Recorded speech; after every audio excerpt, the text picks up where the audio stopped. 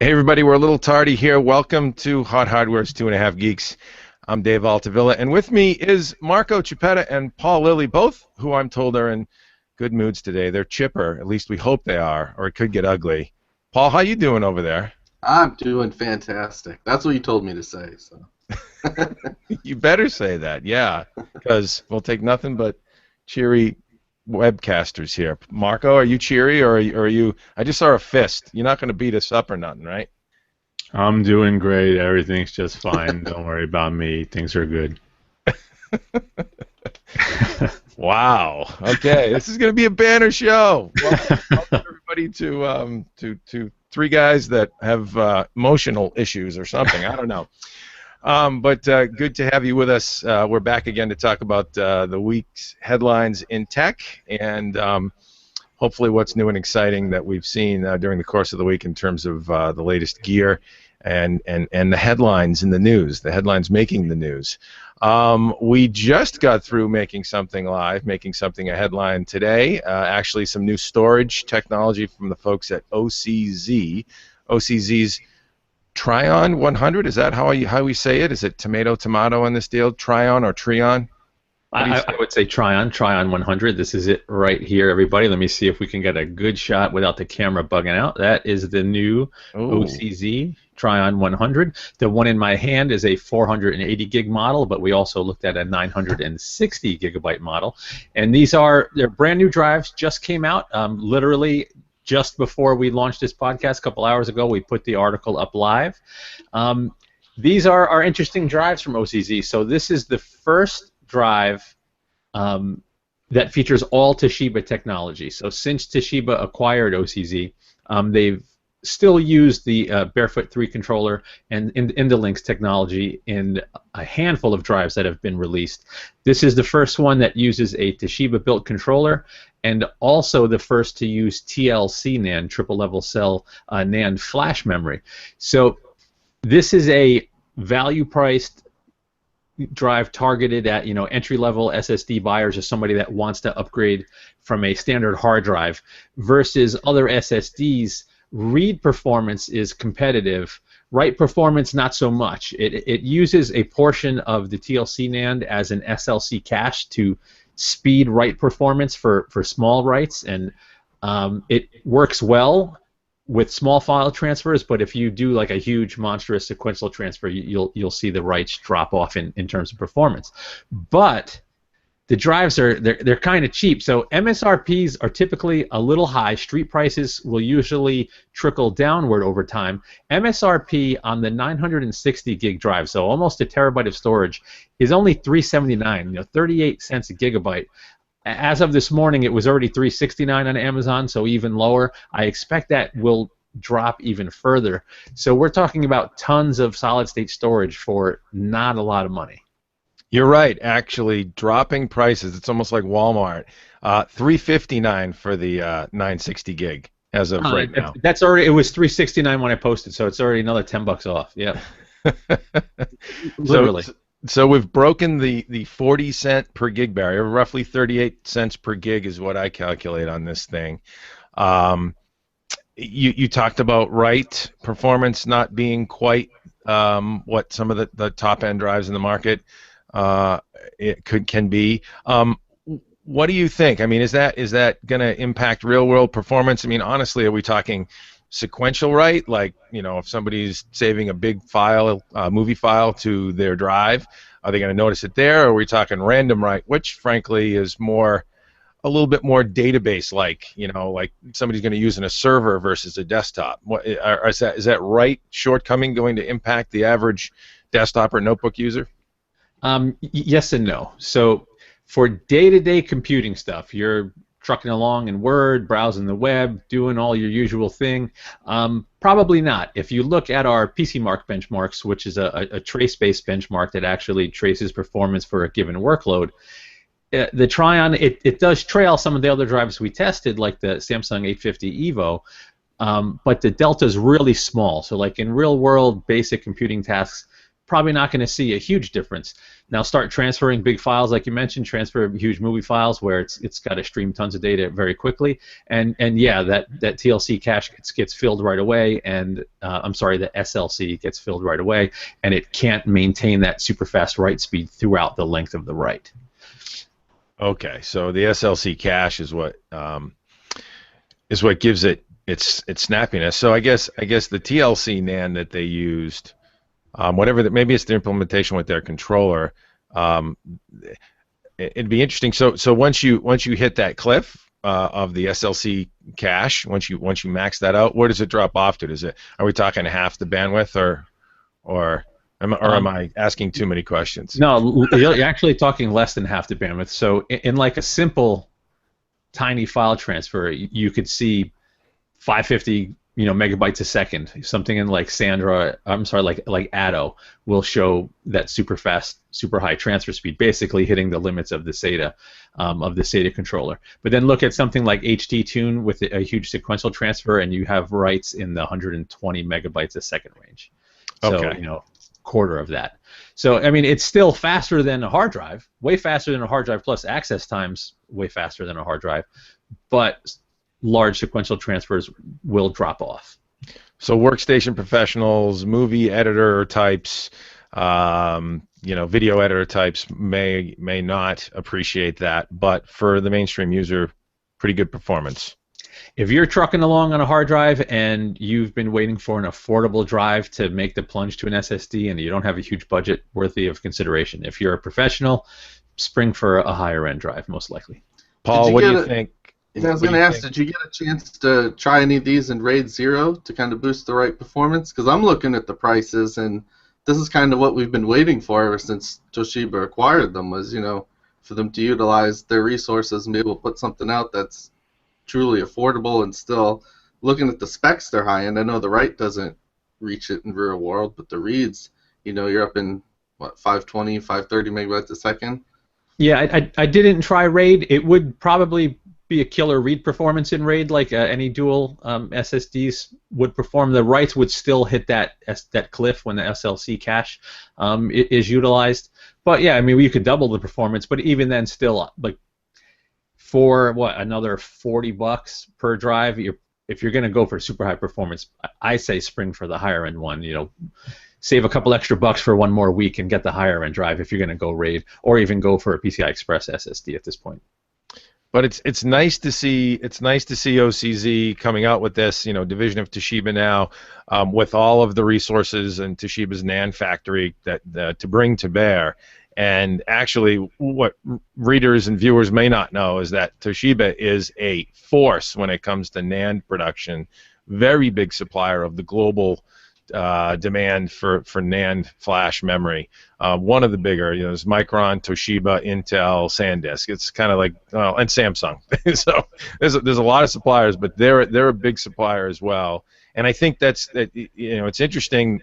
Years ago, OCZ was sort of a favorite in the enthusiast set, but we wondered how they were going to compete with the likes of the Intels, the Samsungs, and SanDisk, and all these Micron with Crucial, their brand. All these manufacturers that had that fab capacity in-house now they've been acquired and can compete toe-to-toe, and it's beautiful to see the market bringing pricing down like this. What do you think? We're going to have parity pretty soon with hard drives? We talked to the folks at SanDisk about that. Are we going to reach parity with mechanical drives at least for the desktop capacity? What do you think, Marco? Not anytime soon. Hard drives are still 3-4 cents a gigabyte, whereas we're talking 10x that with even a mainstream SSD. But it depends. If you're strictly talking price per gigabyte, not for a while.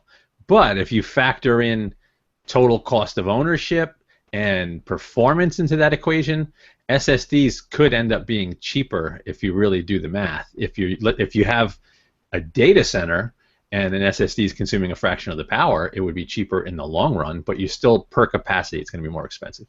Yeah, good point. That was what the folks at SanDisk were sort of chirping about when they talked with us a few days ago. Was that total cost of ownership in the data center it's reaching a point where SSD, where solid state storage, certainly in certain applications makes a lot more sense than mechanical drives. The other application where it makes a lot of sense to go SSD is with a notebook, and the sort of notebook that you'd want to toss a solid state drive in, or actually that currently uses a solid state drive, would be Lenovo's LaVie Z. We actually took a look at the LaVie Z 360 notebook from Lenovo, and it is a ridiculously light machine. It's actually I wouldn't even say one of, it is the lightest notebook in a 13-inch form factor that I've ever held in my hand. I actually did a little video review of it. Our good buddy Ray wrote it up for the full review at Hot Hardware.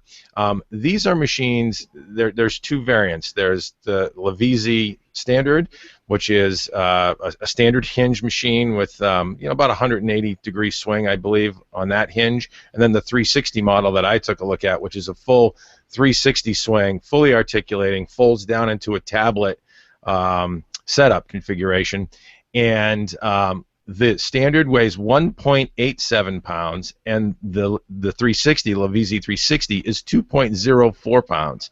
Now, these are full-up notebooks. 13.3-inch QHD display is what I took a look at, 2560 by 1440 res, 8 gig of RAM, 256 gig SSD on board. I believe it is a SATA gumstick style SSD that's on board. We saw read-write performance in the 500 megabyte range, so standard SATA, not PCI Express, but still plenty snappy. And a Core i7, no less.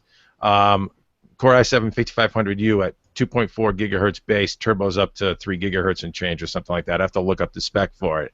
But Core i7, 8 gig of RAM, 256 gig SSD, and a 2560 by 1440 13.3-inch display, all in 2 pounds or less. It's ridiculously light. And so impressive, but there were some caveats. And the caveats, as you can imagine, with a Core i7 processor and a machine that light, is battery life. I'm trying to look up the specs for the capacity in the battery, how many watt-hour battery is in there, but we saw less than 6 hours, like 5.5 hours of web browsing, light-duty web browsing battery performance. The other caveat is that it's made of this magnesium lithium composite. I'm going to say, hopefully I have my alloys right there. I think that was right. What's that? I think that was right. Yeah. There's a lot of chemistry going on in the shell of this thing that help make it so light. And when you pick it up, it literally feels like, is there anything in this thing? Are there heat sinks in a processor? And it feels like a mock. Is the only way to describe it. Marco, you picked it up at CES when we were out there in January in Las Vegas, met with the Lenovo folks. But the problem is, with that light construction in that frame, you get the feeling that it's light, so it doesn't quite feel premium, like solid enough. And then, of course, the typing deck, unfortunately, just was not up to Lenovo standards. It was a very small chiclet-style keyboard. And key travel was shallow, and some of the key caps were actually trimmed down, like the backspace and delete keys were very small, a little bit, more of a fumble to get up to speed, up the learning curve with this keyboard, and so a little bit lacking in construction. It was plenty well built. It didn't feel particularly cheap. It's just that it felt so light. You wanted to have that critical mass, I guess, maybe, is what I took away from it. And the keyboard just, Lenovo usually knocks out of the park when it comes to notebook keyboards, not with this machine. So it's an interesting sort of wild beast, and you want to love it because it's so light, but I don't know. Let me ask you guys, are we at a point now where notebooks, Paul, are we at a point where notebooks, they've become too light? Like, do we need to make them that light? Like, 2 pounds is crazy for a 13-inch machine. I like the lightness, but... Well, I get what you're saying, but it sounds like the main complaint is with the keyboard, and I think you can still have, a really nice keyboard and a really light form factor like what they're doing. they just didn't deliver it on this one, I guess. But yeah, I'm all for making them lighter, as light as they can. Yeah, yeah. I wonder, Marco, what do you think? I know you're a fan of super light mini machines. What do you think? I you can go if they can make it as light as they want, as long as the experience is still good in my book. So I would totally carry one of these around. The drawback for me would also be the keyboard. Obviously, when we're on the road, we're crunching articles out. We need something reliable that feels good, that you're not constantly making typos and just not enjoying what you're doing on there. So this particular machine, the keyboard would probably turn me off personally, but yeah, I don't care if it's super thin, super light, as long as the experience is okay. Interesting. Yeah. They're kind of in a bind with this one too, because I think they have to make it light because the display is not detachable, right? It just flips back on itself. Right. So here's a look at it. This is actually the video. Oops, sorry, mousing around here. Then yeah, you can see here it's in sort of a stand mode. This is the 360 fully articulating hinge, and here it is laying flat. As you can see, here's the keyboard area. Really small keycaps in certain areas, like that backspace key and forward key. I was just tripping over to get over to it. But yeah, that was the thing. A 13-inch machine, in my opinion, and I think in most people's opinion, doesn't make for a great tablet. Okay, it's a little unwieldy. It's a little too big. 10-inch tablet, yes. Certainly 7 and 8-inch tablets. I don't know if we looked at the market share numbers, if 7 and 8-inch machines are where all the tablets are sold. I'd have to do my research on that, but certainly 10-inch tablets and smaller. 13-inch doesn't generally make for a great tablet. It's a little too unwieldy, even if you make it 1.8 pounds or 2 pounds. And then for me, and Marco, you and I have always joked about this, you love those tiny little notebooks that you can just toss away and they disappear in your bag. I like a little bit more of a workhorse. My personal machine, and to give Lenovo a little bit of a feel-good pat on the back here when we're sort of talking down about the LaVie Z. I like the LaVie Z too, but just not as much as the X1 Carbon. Now you're talking about a 3-pound machine, thereabouts, with really nice keyboard, and then it has. I can't explain it any more than just critical mass. Like it needed to be like, this machine was so light to me, it felt flimsy. My hands just didn't appreciate the lack of density in material, I guess. Maybe that's it.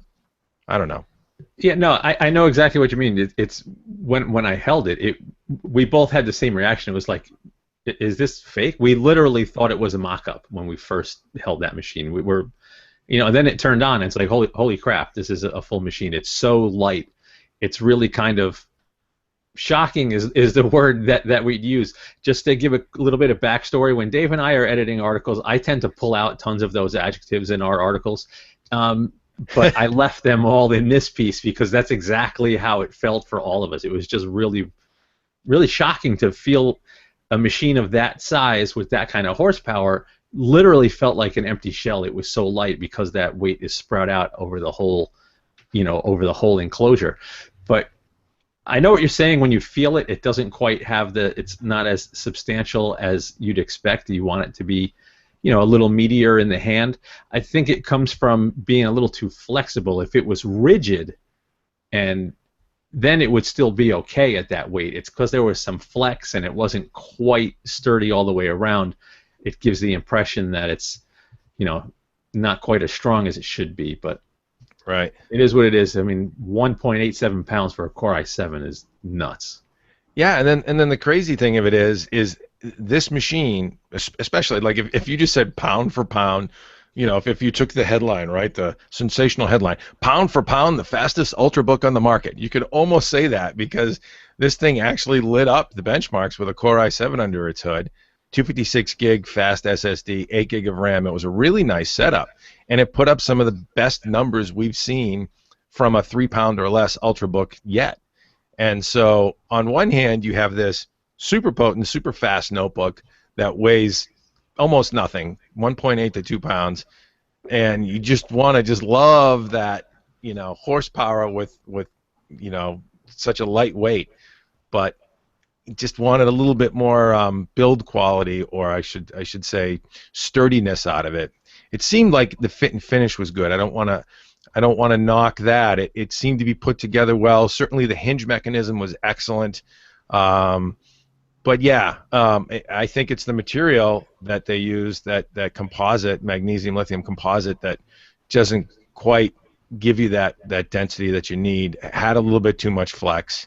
Maybe they could have made it a little thicker and took on another, quarter pound of weight, and everybody still would have been pleased as punch with the weight. I don't know. So for the benefit of the readers looking at this, which bothered you more? Was it the keyboard or the feel that it felt kind of cheap for the materials? Because if you're someone like me, I always plug in my own keyboard into a laptop anyway. So the keyboard wouldn't be necessarily a deal killer, but is the weight and feel of it a deal killer to you, or? Not me. No, I don't think the weight is. I mean, the feel of it I think was fine. It was the keyboard was a deal killer for me, because I like a little bit more spacious deck, and it may have taken a little bit longer. Maybe if I spent another week or two to get up to speed with the feel of the typing deck, but I had a problem with that, and I wanted to go back to my traditional keyboard layout, and also the tactile response of the keycap that I'm used to. And this just felt like I was banging on a really flimsy membrane switch board with oddly shaped keycaps on the right-hand side. So yeah, it was the keyboard. I guess it was the keyboard. Now that you say it that way, I guess it was the keyboard. But yeah, it's a good. It's really a good move, I think, by Lenovo. I think it's pioneering in a way. I think it would be great if they came out with a Rev 2 and amped up the build quality. Maybe trim it with a little, I don't know, trim it with a little aluminum or what have you here and there to firm it up in spots, but keep that same, almost that same, welterweight spec.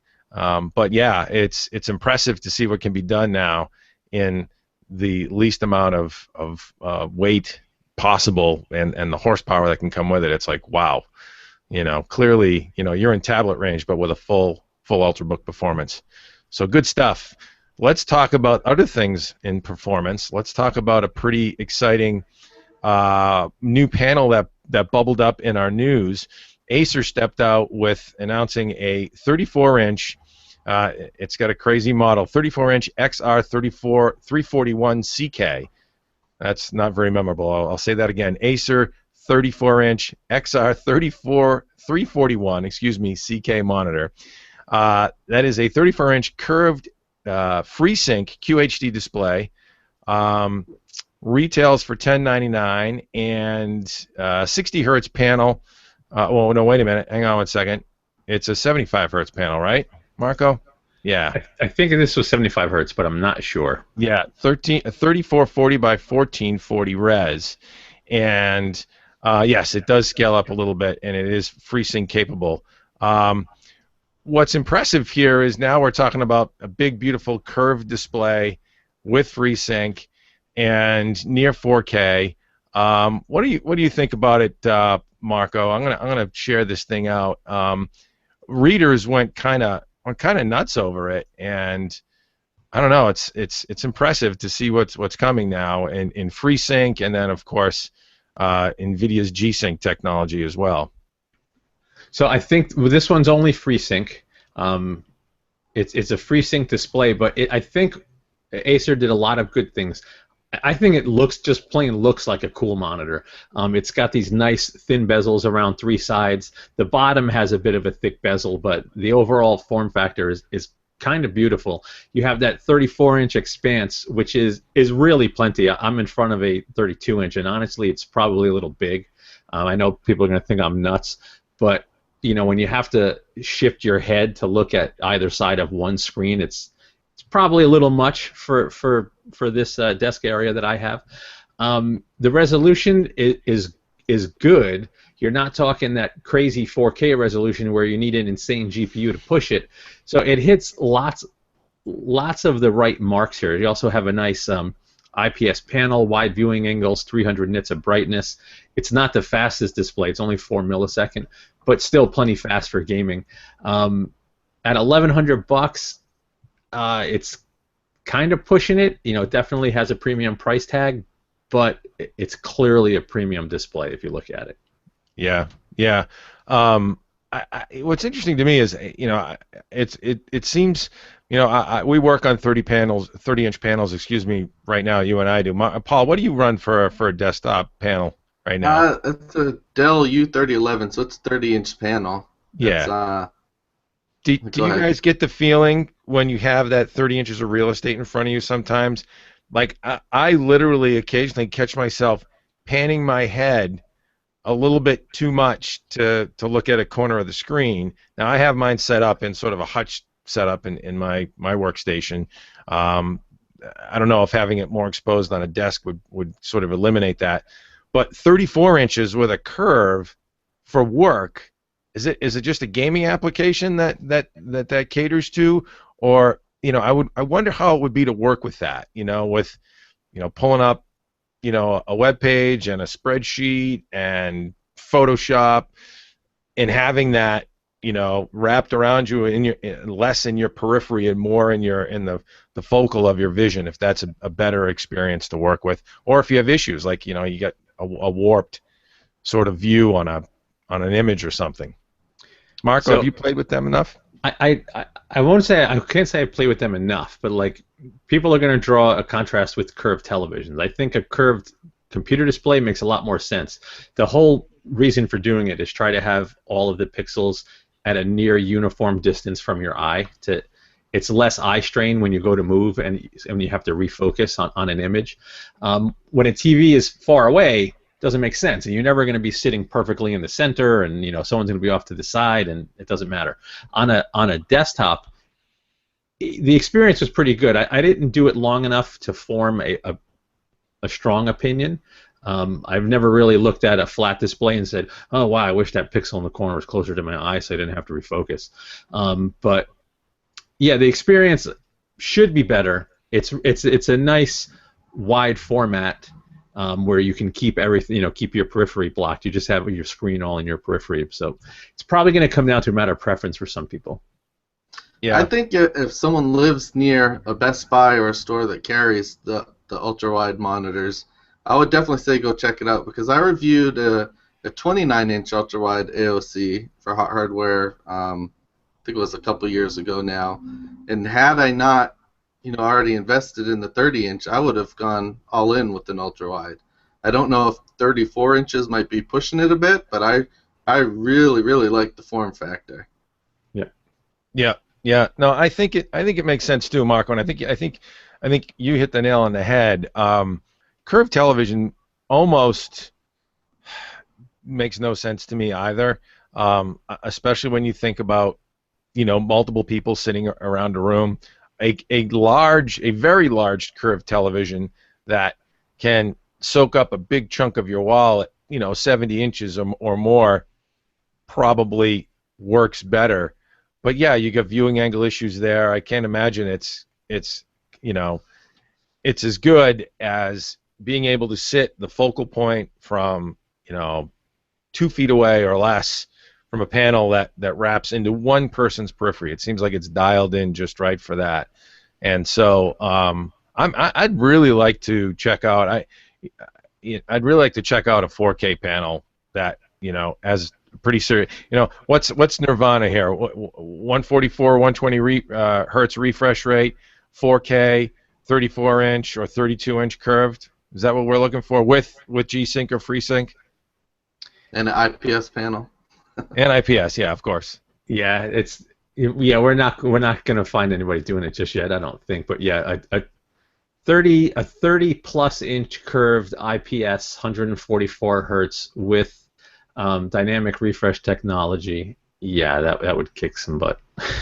That's going to happen. You know that. Oh, it's going to happen. It's going to happen. Even though we're not at the holy grail yet, at least we're seeing innovation in the monitor market now, because for a lot of years we were stuck at, you know, 30-inch was the top, you know, 2560 by 1600, and that was it. Yep. Once you were there was nothing better. I think it's actually going to get nuts. We had, I think it was AOC launch a $349 4K 28-inch panel the other day. Obviously, Apple and Dell have 5K displays. The scuttlebutt on 8K displays is already starting to mumble. I think the next few years resolutions are going to get insane. After 8K, I don't know if anyone's going to even be able to see the difference, but they're coming. That's amazing to me. And to think we're going to have the bandwidth in the internet backbone to stream 8K content. It's encouraging because where there's demand for it and people will pay for it, it's sort of a beautiful feed of technology, right? You've got the internet guys in from Cisco to whoever on down that all do the the networking backbone, to content providers, to ISPs, to consumers. Everybody's and then of course all the hardware that goes with it. The whole ecosystem should be pretty cool to watch, and it's nice to see that perpetuating demand to do better. I'm trying to think what the metrics are across the globe. I think who has some of the best specs in television? Is it China or Japan rather? One of those two Asian countries that like blows us off the map in terms of content delivery for high res. Oh, I'm not sure, but yeah, U.S. broadband is like some of the worst. So any countries that have killer broadband, it makes sense that they'd be able to offer much higher quality video as well. Yeah. No, it'll be nice to continue to see manufacturers push that envelope here and the capability to push the internet providers in our area to do better, because we can always do better. Technologists that we are. Let's talk about somebody else that can do better. We had a couple of headlines. Gonna pick on Microsoft now. Had a couple of headlines that came through this week that were like, wow, like holy mackerel! I didn't realize it was that bad. One was Microsoft's already dismal U.S. smartphone market share falls to just 3%, and then. I'm a 3%er, yeah. We'll let Marco go in a minute, and then the freaking death knell came, and Microsoft announces a huge layoff, cuts 7,800 jobs from ailing smartphone division, takes a $7.6 billion write-down on Nokia purchase. It's like, holy mackerel! What were they thinking? And how do they recover? And what does this mean for Windows 10 mobile? And this whole situation is just amazing to me. 7,800 employees, that's a lot of people. That's a ton of people. And is this like the beginning of the end? Or is Windows 10 gonna reinvigorate them? I think certainly in certain mobile applications like tablets, it certainly should be a potent offering. That crossover from tablets to notebooks to desktops, Xbox 360, all under the same ecosystem for an OS. But can they really make the jump in phones? Because it ain't looking good right now. What do you think, Marco? I actually have a theory. I could spend a whole hour on just this topic with all the stuff that you just pointed out. But so here's my thing. They bought Nokia about a year ago. Now, like most of the Nokia hardware staff is gone. I think this is lots of people in the industry, are just completely confused. Why would they buy Nokia and then lay off most of the staff? Blah blah blah. I think Microsoft was open about their plan for Windows 10 for phones, and all of their customers realized, why the heck would I support Windows 8.1? So Windows Phone 8.1. So I think Microsoft probably bought Nokia. One, obviously they got a ton of patents. I'm sure they kept lots of the key best people, but it was also a way to keep support for Windows Phone 8.1 semi-strong, because the Lumia brand, Nokia Lumia, is way by far the top-selling Windows phones, even though it's a small sliver. If that went away, Nokia was talking about making Android phones. If Nokia's Windows Phone support went away, forget it. Windows Phone adoption would be sub 1%. There would be nobody selling them. So I think it was a way for Microsoft to keep Windows phones in the market for the new beginning with Windows 10 for phones, because it really changes the game. Whether or not it's too late, who knows? But if they pull it off and everything's unified, and now a developer can make an app for Windows 10 for phones and have it work on every single Windows device, from tablets to PCs to the Xbox to desktops and notebooks, it changes the dynamic. So I think that this is Microsoft's new beginning. Whether or not they're successful is a long shot. My experience with the Windows 10 for phones beta was abysmal. I went back to Windows Phone 8.1, so time will tell. We'll see. On record, Microsoft CEO Satya Nadella says, "I'm committed to our first-party devices, including phones," said Nadella. "However, we need to focus our efforts in the near term while driving reinvention. In the near term, we will run a more effective phone portfolio with better products and speed to market, given the recent formed Windows and Devices group." Yeah. So there's some telling verbiage there.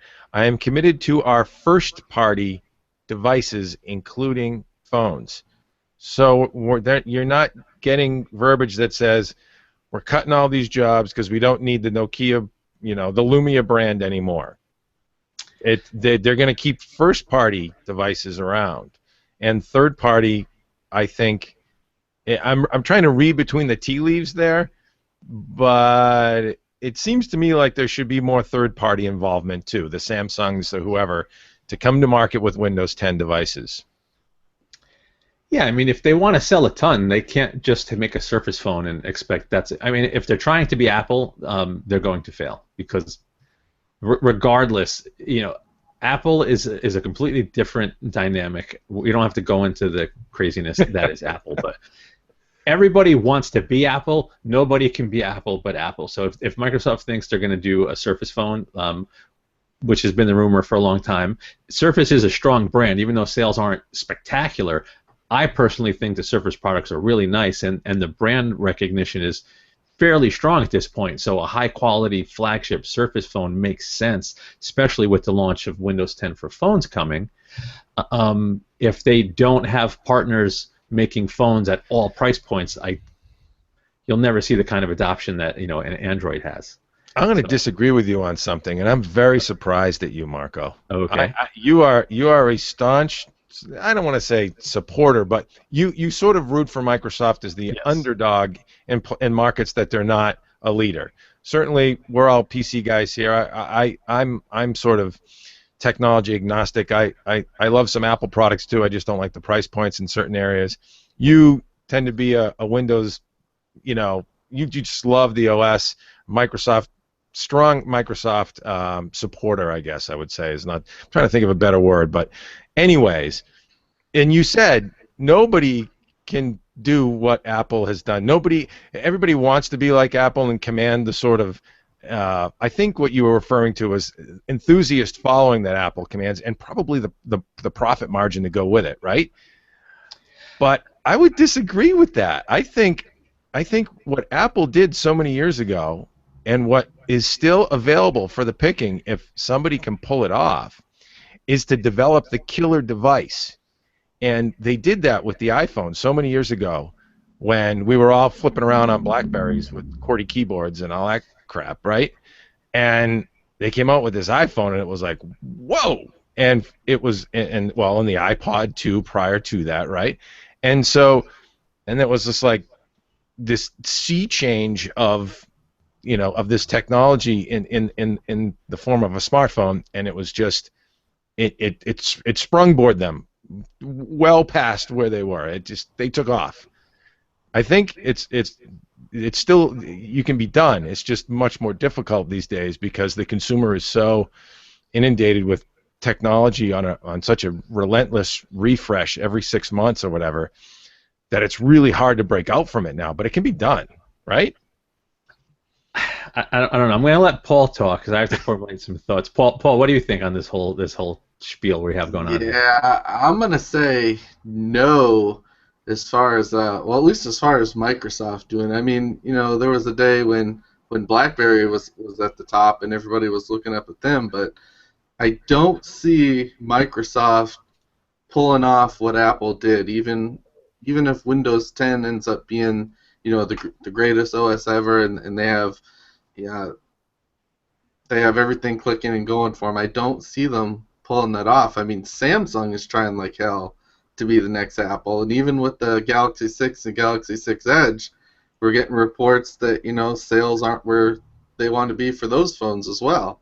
Part of it's due to a shortage, but still, I think it's extremely tough, and I think even tougher for Microsoft to try to come up with the next iPhone, especially when they're sitting at a 3% market share right now. Yeah, it's a long road to hoe, but go ahead, Marco. So I agree mostly with what Paul said. The point that you made, how Apple was able to come out with the iPhone, people were like, "Wow, that's because something of the iPhone's quality and capability didn't exist at the time." Now there's tons, and now we're at the point where even though there are plenty of devices that are superior to the iPhone in every way, Apple still, anytime there's a new iPhone, sells tons despite better tech available elsewhere. Most other companies aren't able to achieve that, is what I'm trying to say. Like, Microsoft is not going to get there anytime soon, just for a variety of reasons.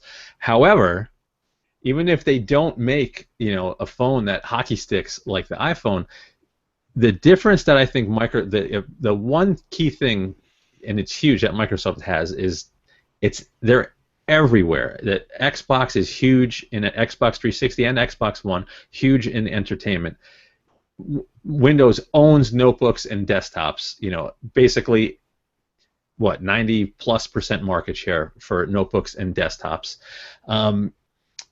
So Microsoft has a play for huge automation and kind of what's the word I'm looking for? Kind of synchronicity across all of these different platforms. And if they come up with some sort of killer app that you have to have that leverages all of this Microsoft tech, then maybe people will look at their existing smartphones and go, "This is an antiquated piece of crap. I'm going to jump into the latest tech." But if they don't do that, if it's just another killer phone, they're going to keep languishing like it is now. And that's only half of it too, because I'll throw this out there. I think Microsoft downright sucks at marketing. I mean, when you remember the PC versus Mac ads, they were inaccurate, but they were funny. And then Microsoft's response was to prance around Jerry Seinfeld and Bill Gates eating churros. I mean, to me, it wasn't an appropriate response. It wasn't funny. And then I think they kind of bungled the Surface at the beginning, where consumers didn't know what it was or what they were going at. And again, that came back to mismarketing the device. So they're going to have to fix that as well if they want to compete with Apple, on that end. Yeah, absolutely. I think they're getting better at that, actually, little by little, and maybe they can continue that too. But and I'll go back to the topic about killer app and ecosystem in a minute, because Marco, you make some good points there. But one of the things that I thought was a good move by them, even though the NFL screwed it up, was to have those anchors with Surface machines, at their desk, and then throw in the random commercial between between the whistles with a Surface tablet, commercial. And then of course the rumors and news stories that went out with them hiding iPads behind the Surface wasn't good. But I think that kind of stuff, that was some pretty good marketing there. I think they're learning a little bit. I think some of the commercials you see with them using full up Office on Surface and showing the strengths of their familiar brands like Office on this device that also can be used in multiple different usage scenarios and use cases. Stick with that theme. Stick with your strength and market to that strength, and go from there. I think they're learning. But yeah, I mean, early on it was some pretty rough stuff versus Apple, and Apple was killing them. To go back to Marco's point and the strength of from Xbox to desktop to tablet to Windows Phone, they have a huge opportunity there. And your point, Paul, about even Samsung is as successful as the Galaxy line has been for their smartphones. You're talking about iteration when you talk about like the Galaxy line of product versus innovation. And what Microsoft's opportunity is not to just develop a handset that's killer. It's some of the stuff we're seeing with user interface, maybe some of the stuff we're seeing with just any sort of real serious ecosystem play, whether it be user interface, security, having your content on multiple devices easily from the cloud, and all of the different features that each of those platforms can bring, but having that killer app laid on top of it as well. Killer app, killer device.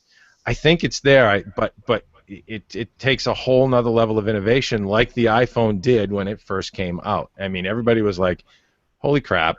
The future is touch, and it's in my hand," and it was amazing. That needs to be done again, and it's a tall order, right? I mean, I don't know. That's what I think, anyways. But yeah, it's amazing to see how deep they've cut. I don't know how quickly you come back from that. That's a huge layoff. Yeah, I mean, there had to be a ton of redundancy. They were already working. They already had the Surface Group. They already had been making hardware for years. The Nokia play, I think, was to keep Windows Phone relevant, to get all Nokia's patents, and get some of their key top-notch people integrated into Microsoft.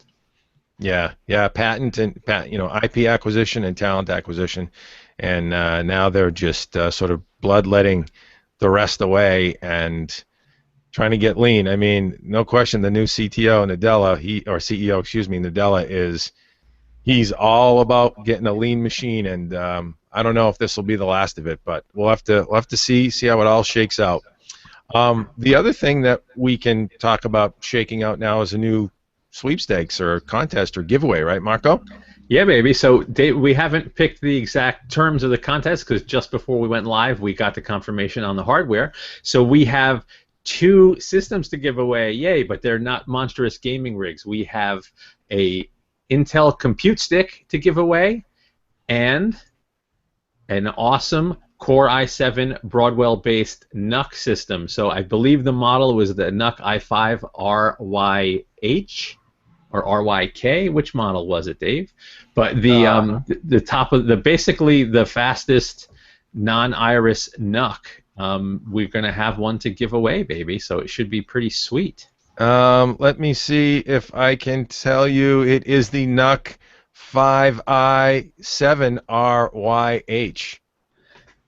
You are right. I am going to go look up what's in it because I am ill prepared. It's an i7 NUC. Let me share it out. I'll show the lucky viewers right now. There it is. This is the i5, but so the i7 would I believe it would be the same form factor. I'm wondering. We'll have to look at the size, look it up, but this is your basic NUC. This is the next unit of computing by Intel. This is the Core i5 5250U version of it. We're getting an i7 version of it, and Broadwell, the latest Broadwell technology, and a full-up system in a tiny little cube. Impressive stuff. All right, so I have the specs. Actually, I take it this is the taller one. It's an RYH taller one with a i7 557U and Intel HD 6100 series graphics. So you're going to be surprised how fast a little tiny machine can be when you use one of these things. It's pretty cool. And we're going to hammer out the details to get the contest up right away. But two little systems to give away in the next couple of weeks. So stay tuned for the details. So one is classic home theater PC, ready to roll, or maybe family PC or what have you. But it's a full-up computer, but in less than a shoebox size device. Great for a home theater setup. The other one is a compute stick, and that's going to be Bay Trail-based Atom, where now you can plug it into an HDMI port on your TV and have, bang, instant PC TV, or any other device that has an HDMI input port, for that matter. So pretty cool stuff. We'll be giving those away in. Are we going to do it this month? It's only the 9th, so yeah, we'll finish before the month's out. Yeah. Yeah, I think we can swing it. So stop by hothardware.com. That's where you'll find us on the web, hothardware.com. You can also find us at facebook.com/hothardware, twitter.com/hothardware, youtube.com/hothardwarevids, where you're hopefully watching this. We're on Google Plus as well. This is where you could be hanging out with us right now. Plus, Google, whatever, Hot Hardware Plus. I don't know how we have to really look up that URL, but it's not easy like the others. Thumb up this video if you liked it. If you like hanging out with us and you'd like to see more of us, we'll probably still come back even if you don't. But and subscribe to us here at Hot Hardware for additional video reviews, webcasts, and event coverage. Thanks for joining us, everybody. Marco, Paul, would you like to say a few words before we sign off? A few words before we sign off. That was witty. Paul, tip your hat to the phone.